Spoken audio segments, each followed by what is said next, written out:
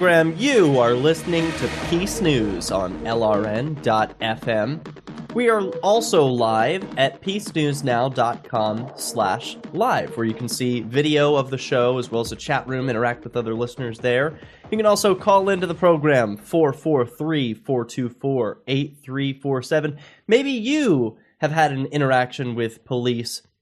Maybe you have served on a jury in which you invoked jury nullification, or maybe you're just against these new bit licenses coming out of New York. Well, now there's a petition at change.org where you can speak up against the so-called bit licenses. You can also find the petition at bitlicencepetition.org. Reading from the website, the proposed bit license regulation will cripple small business growth in New York while having broad negative effects on individuals and technology firms throughout the country. With prejudicial precedents, it will attempt to regulate open source software and have far-reaching implications beyond financial service firms, negatively affecting the New York technology and commerce sectors and diminishing their innovation. The Open Source Financial Developers Association is petitioning the governor and legislature to preempt the superintendent of the Department of Financial Services from releasing this onerous regulation that will clearly set in motion long-term detrimental consequences for the voters of New York State. Why is this so important? New York State wishes to become a leader in technology and innovation. To date, this effort has been driven primarily by grassroots entrepreneurial and community initiatives. There can be little doubt that many of those innovations will be stifled by the proposed regulation in a nation area that has not been given adequate time to prove itself. Virtual currencies, as defined by BitLicense, such as Bitcoin and its derivatives, are actually a technology protocol similar to the ones presently used to browse the web and send email. The first application of this protocol has been the capability to store value. While very useful, this only touches on a small aspect of the protocol's versatility. Regulating this accessible and transparent protocol will cripple open source technology innovation, thus handicapping for years to come New York State's efforts to be a technology leader, and undermine the state's ability to both attract and retain businesses wishing to settle here and contribute to the growth of the state. The imposition of a parallel track of alternate regulations for virtual currencies implies that present regulations for existing fiat currencies and other electronically transmitted payments are inadequate. A number of requirements proposed by the BitLicense regulations shall clearly create a prejudicial regulatory framework around what is effectively no more than a means of value transmission and will stifle innovation that uses the protocol. There is already precedent in the United States where the Internal Revenue Service deemed Bitcoin as property. For that matter, the IRS has already stated that all existing laws and regulations that apply to property shall also apply to virtual currency. This well-established regulatory approach, as it pertains to traditional currency, is a more than adequate tool for law enforcement to use in curbing fraud and bad actors.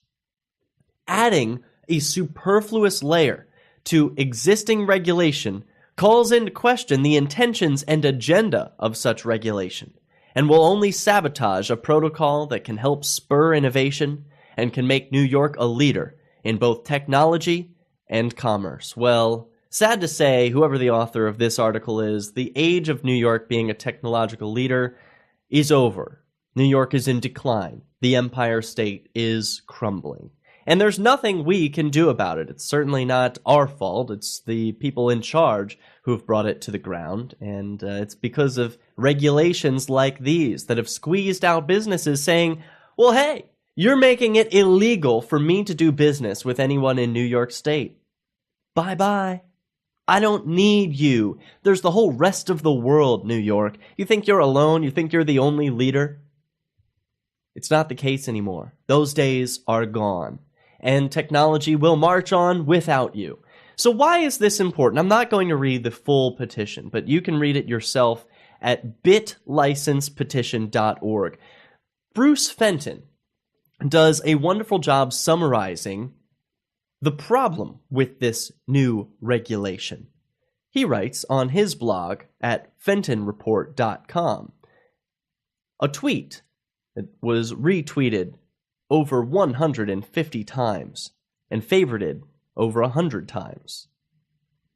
Quote, "A person no one elected is creating laws no one asked for to prevent problems which don't exist." Superintendent of Financial Services for New York, Ben Lawsky, has issued his proposed regulations for a BitLicense governing Bitcoin businesses. Bruce writes on his blog, "I've warned people repeatedly about the fact that regulators are not our friends, so the onerous proposal came as no surprise. Many Bitcoiners seemed shocked and caught off guard that the proposal could be so unrealistically strict. Some examples include Bitcoin companies being unable to retain profits in Bitcoin, requirements that small startups hire expensive compliance personnel, requirements that inventors and programmers obtain a license before creating new altcoins, rules which would essentially end mining. The regulations are at the core of a thinly veiled ban of Bitcoin in New York. These actions didn't surprise me at all. Mr. Lawsky has proven himself to be a corrupt and dishonest political manipulator who is a clear enemy of progress, innovation, and this community. So why engage him? First, some definitions. Dishonest. Not being truthful. Claiming he had no knowledge of Charlie Shrem's arrest timing, then using it as political theater during his hearings, claiming he would carefully evaluate input from the Bitcoin space, and then not doing so. Corrupt. Dealing in a dishonest manner for personal gain. For example, working with bank cronies to further protectionist policies which greatly harm jobs and Bitcoin. Pushing policies which do not have a primary goal of serving the public good. Political manipulator. Using political tactics, media, duplicity, political theater, such as invoking events like the tragedy of 9/11, which was mentioned in the hearings, and fears of terrorism as the justifications for these anti-innovation actions, when in reality, all Bitcoin on planet Earth has only a fraction of the value we know with certainty was laundered by the HSBC Bank, for example. Furthermore, his power does not come from competence, knowledge, or even an election, but from threats of violence. Let's be honest. Without the threat of violence, he would have no standing in this space, and most Bitcoin people would have never heard of him. We'll come back with more from Bruce Fenton, who explains why we should not engage with Ben Lawsky. Just dismiss this tyrant who's barking orders at people he doesn't even know, threatening jail time for the true innovators in this world. When Peace News Now returns.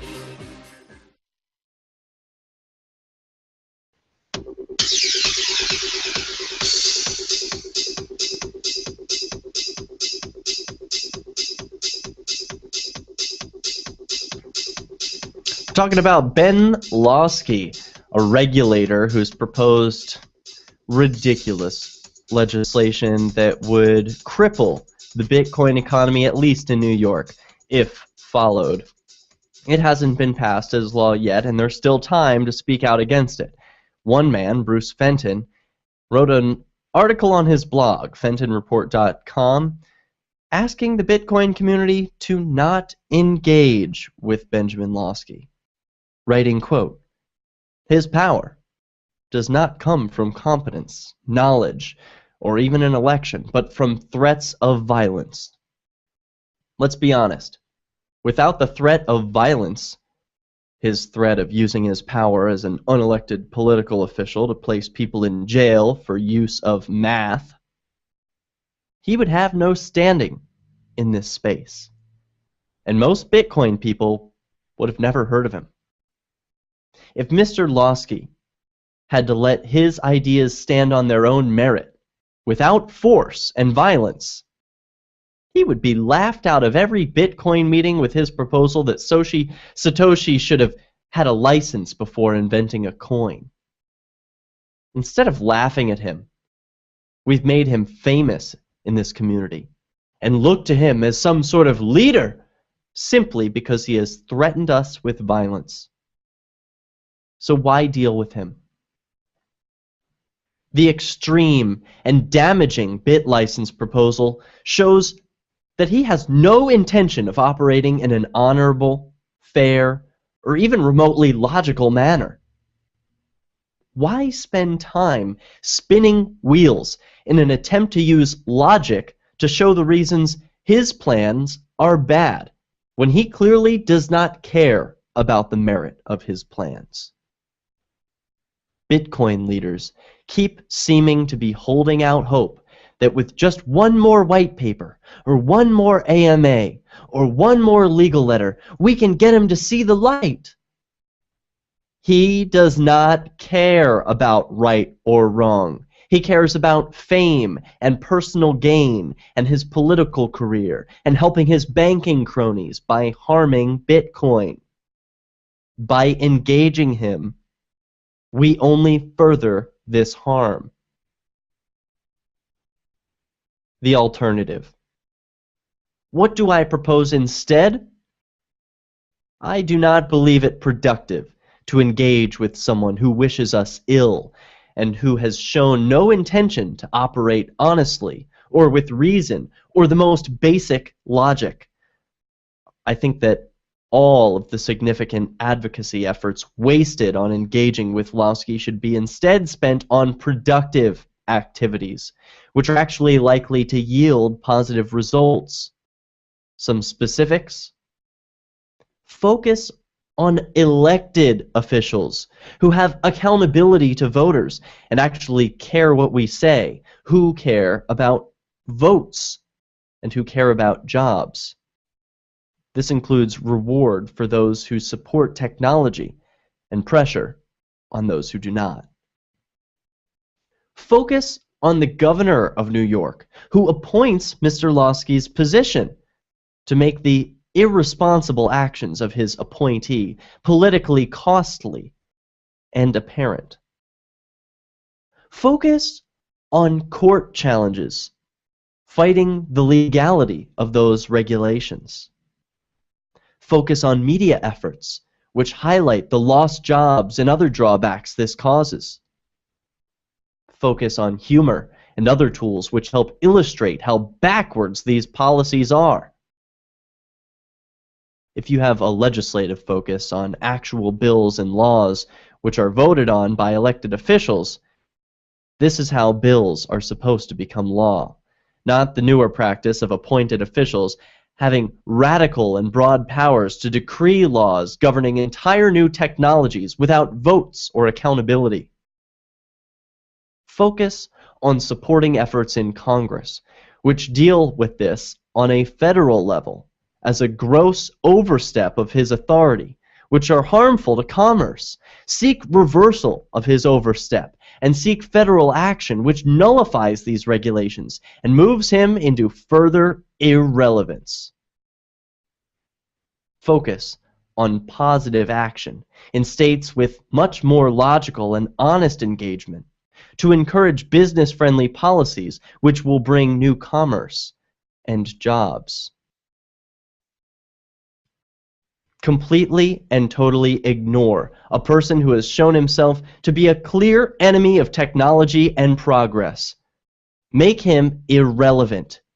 No more press engagement, no more follows and retweets, no more AMAs, no more letters or explanations.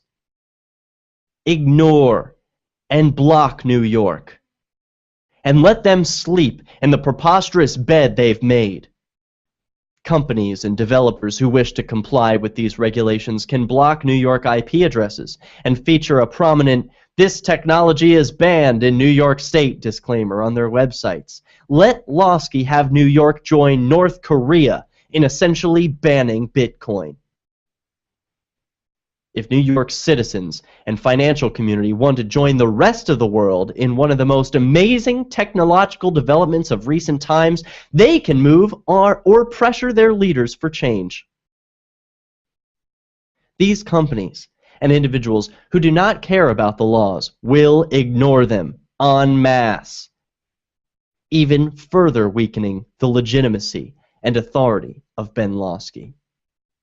If people feel they must engage with Lawsky, then he should be fought in court, and the court of public opinion, and ridiculed and challenged in the media. I say ignore him, shun him. He has lied to us and proven himself our enemy, and is doing so not only out of misunderstanding or because he's not up to speed with understanding Bitcoin, but because he actively seeks to harm us while using slick media tactics to cultivate an image of being open to input. Let Ben Lawsky go down in history as the man who lost New York its status as a global financial center. Let him run for governor on the platform that he cost his state jobs. I do not believe these actions can succeed in killing Bitcoin.